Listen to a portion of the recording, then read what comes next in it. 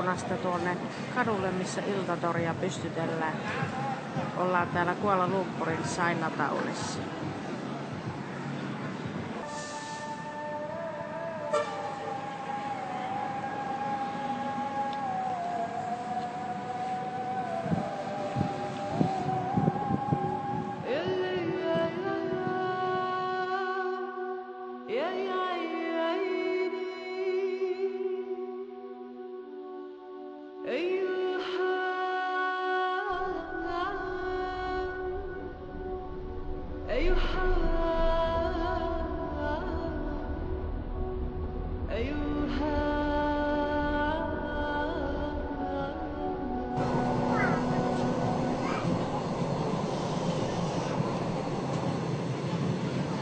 Tämä vehreys on täällä aivan käsittämätöntä.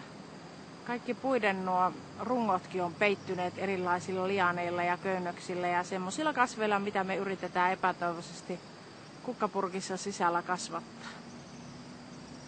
Tämä kuva on Ipohista.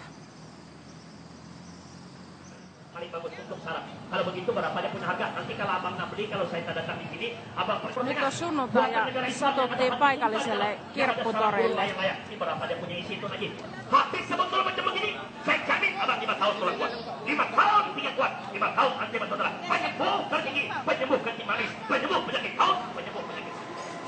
Täällä on kauppakeskuksessa on hauska ravintola, kun siinä nuo annokset kulkee nokaa eestä ja saa siitä valita, että mitä seuraavaksi haluaa syödä. Ei tarvitse pyllyä nostaa, kun pääsee jo seuraavaa annosta nauttimaan.